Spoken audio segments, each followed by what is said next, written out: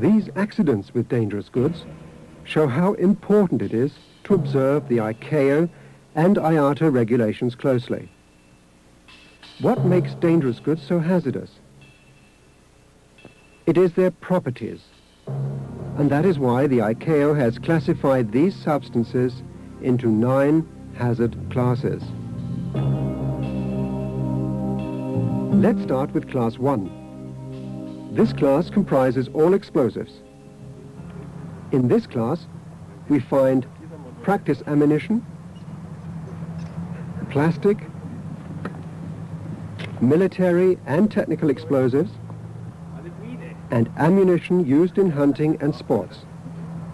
Most explosives are not to be transported by air because they are too dangerous. Here is a parcel containing 5 kilograms of TNT and its effect.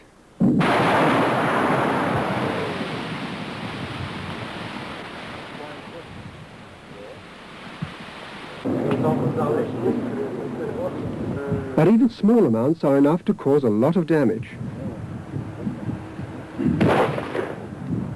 For this reason, explosives from only 2 subclasses may be transported by air. Explosives in subclass 1.3 with the compatibility letters C and G, and explosives in subclass 1.4. What are their properties? 1.3 C and G are flammable. There is little risk of splinters, fragments and broken pieces.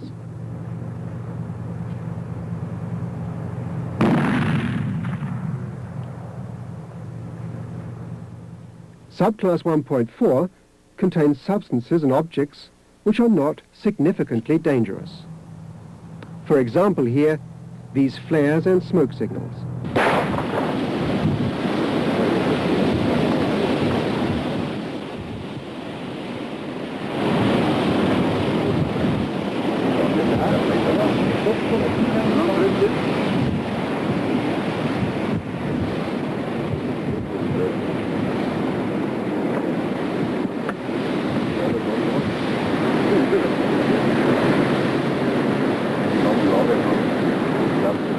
Compatibility group S is of particular interest.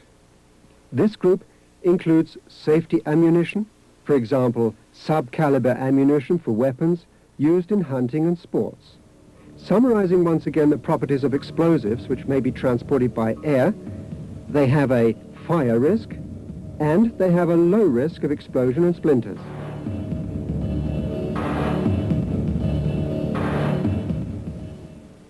Let's have a look at hazard class 2, the gases. A distinction is made between compressed, liquefied or frozen gases and those which are dissolved under pressure. The pressure represents the overall risk. 2 tests illustrate this fact. This container is filled with 300 grams of a non-flammable gas, carbon dioxide. If the container or seal is damaged, the effect is similar to a gunshot in the hold of an aircraft. Spray cans are also pressurized containers and can burst if they are exposed to high temperatures or a drop in air pressure. That's why pressurized containers must never be heated or damaged. The various Class 2 labels, apart from showing the general pressure risk, also indicate additional properties. This green label stands for non-flammable, compressed as well as for frozen liquefied gases. These gases, for example liquid nitrogen, are unbelievably cold, minus 192 degrees Celsius.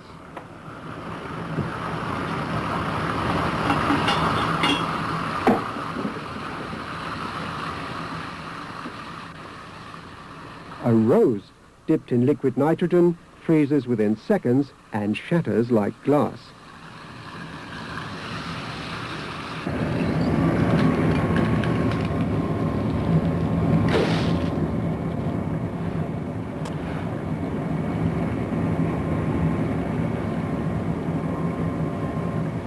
The following experiment shows another property. These gases are heavier than air.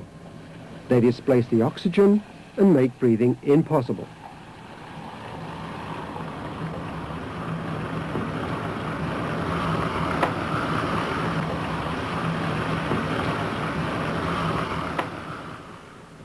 The red label indicates compressed gases, which are also flammable. These pressurized containers contain flammable gases. Here is a demonstration with hairspray.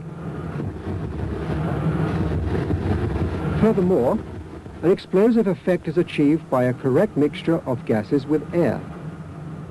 This balloon is filled with a mixture of gas and oxygen. You can imagine the effect in the hold of an aircraft. We now come to the compressed gases, which are also poisonous. Poisonous gases spread very quickly. If inhaled, they can cause serious damage or even death. They are, therefore, not allowed to be transported on passenger aircraft. Let's summarize the facts. Class 2 gases are transported in pressurized containers. These containers can burst. Depending on their other properties, these gases can produce low temperatures, displace air, be flammable or poisonous.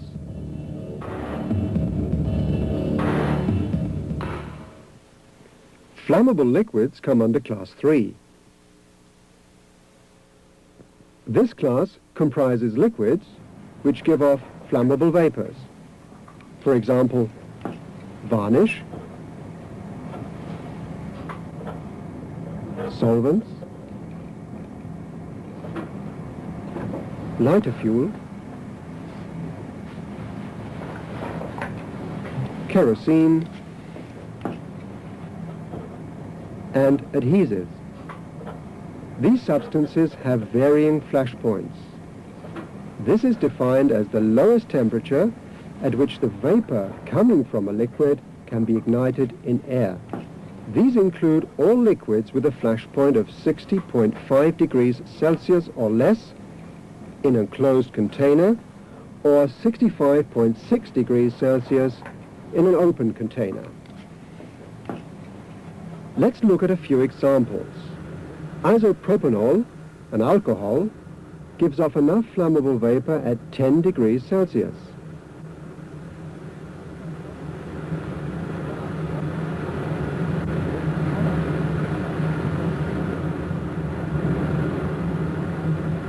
Room temperature and a warm spatula are enough to ignite carbon disulfide.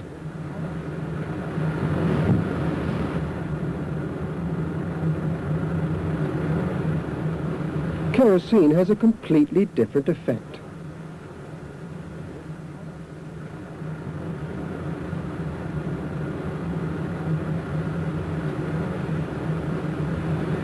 It does not burn at room temperature. It must be heated to over 40 degrees Celsius before it emits enough flammable gas.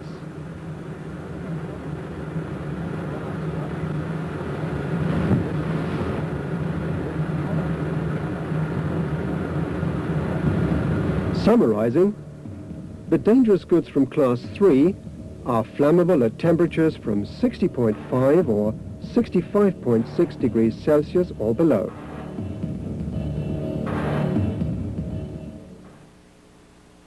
Hazard Class 4 has 3 subclasses. Subclass 4.1 includes flammable solids.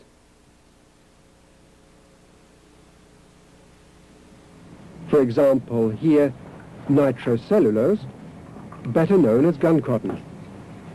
What are its properties? It burns very quickly.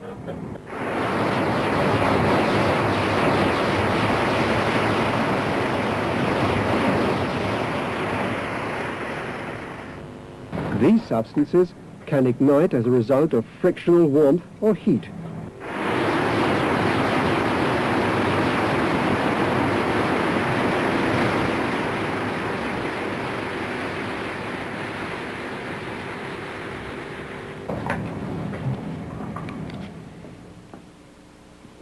Substances with this label belong to subclass 4.2.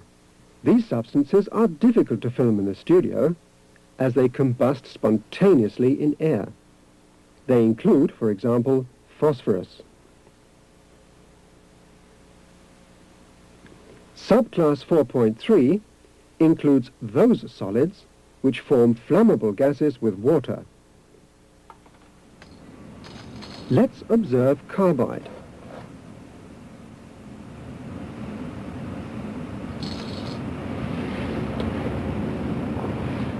It does not burn when dry.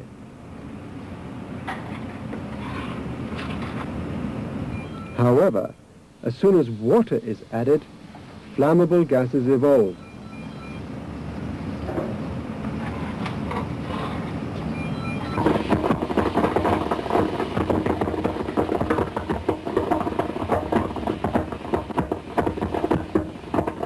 Let's summarize the properties from class 4. The solids are flammable, ignite spontaneously, form flammable gases with water.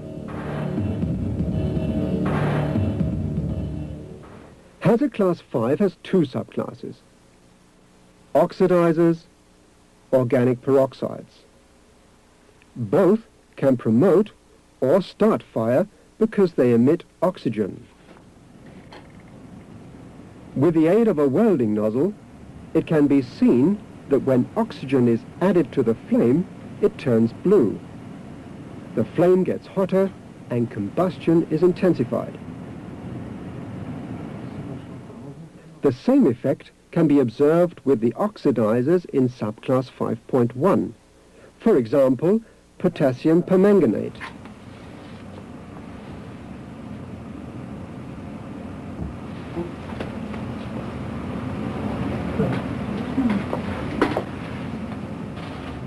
Here also the flame turns blue and combustion is accelerated.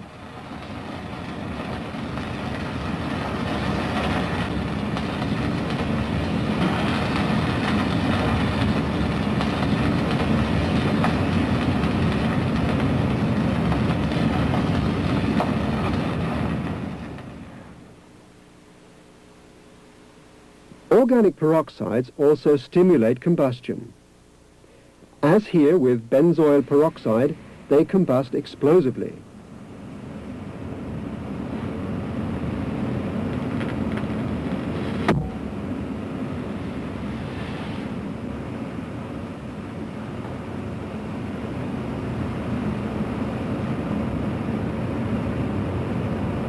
There are also organic peroxides which react spontaneously with other chemicals.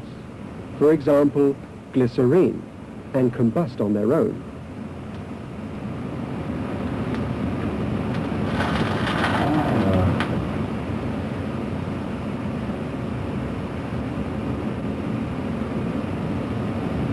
Let's repeat. Both subclasses promote fire, react dangerously with other substances, and are sensitive to heat and friction.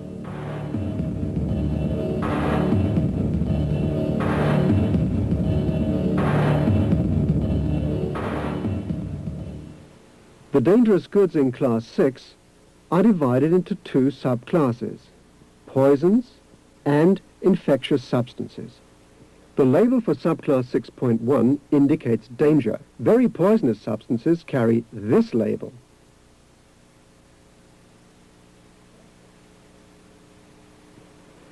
Less poisonous substances have this label.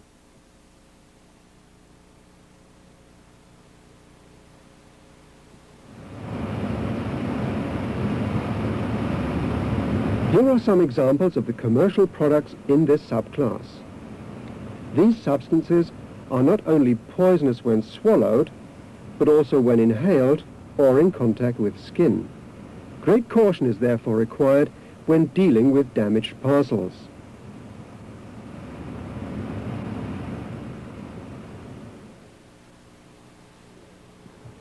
Infectious substances belong to subclass 6.2.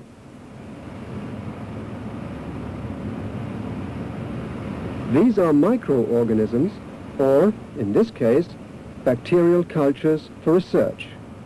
Infection is possible on contact. Let's summarize.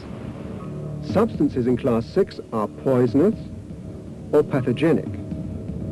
Consequences: infection, disease, death.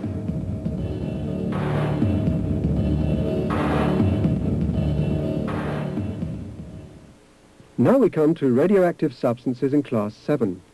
These substances are used in medicine, industry, and in nuclear engineering to obtain energy.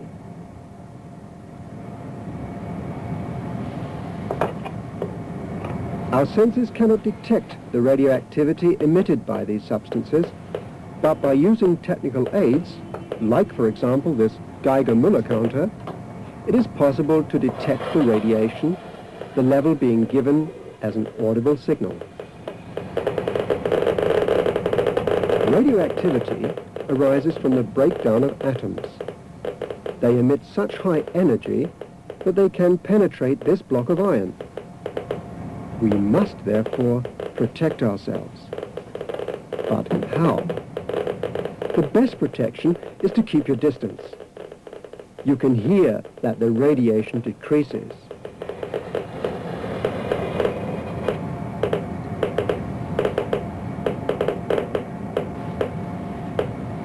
Time is another protective factor. The shorter the time spent in the radioactive area, the less the amount of radioactivity absorbed by the body.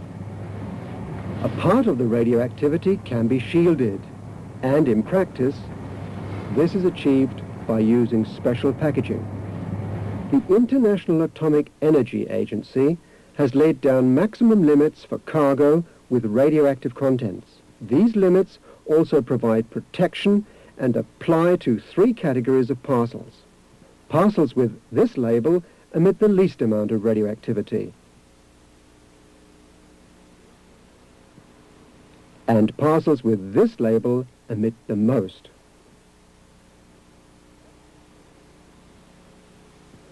Let's summarize. Radiation damages the environment. You can protect yourself by keeping your distance, limiting the time spent in the radioactive area, shielding the radioactivity, and observing maximum limits.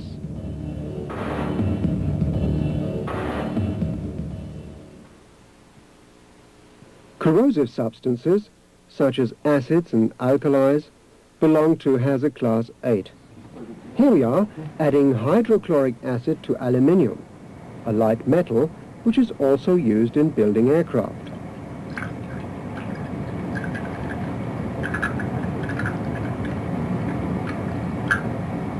As you can see, gases are evolved immediately and the aluminium is broken down.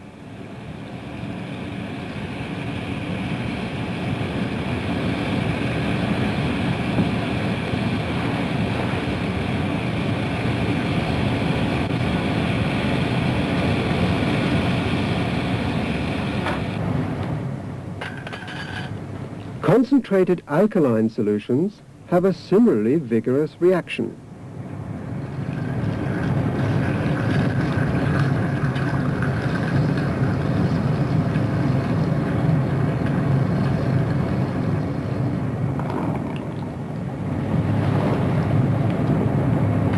What are the properties of acids and alkaline solutions?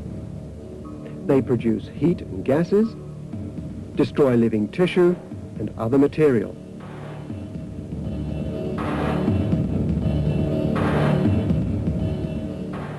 All those dangerous goods with properties which have not already been discussed belong to class 9.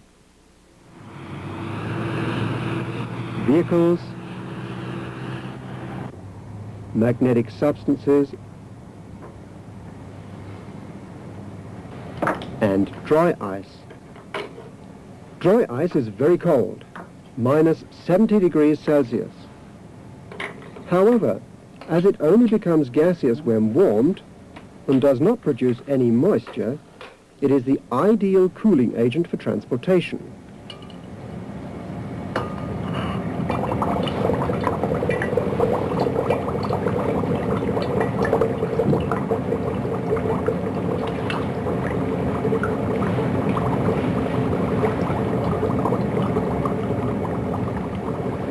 The gas formed, however, does have a disadvantage.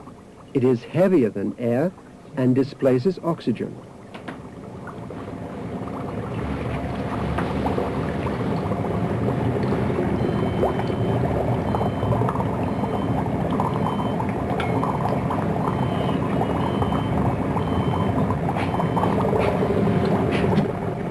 That is why rooms used to store dry ice, for example here in the hold of an aircraft, must be aired before entering.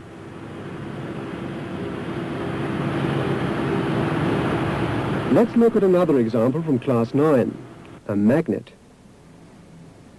Magnets do not place people at risk directly, but they form magnetic fields which may influence compasses, videotapes, data storage media, and measuring equipment. Let's summarize. Dry ice is very cold. It displaces air.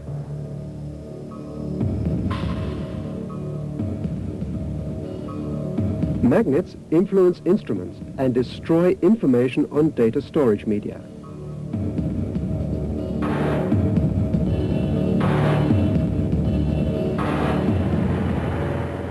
You are now familiar with the most important properties of dangerous goods. Please observe the ICAO and IATA regulations and thus ensure that these properties never come into effect.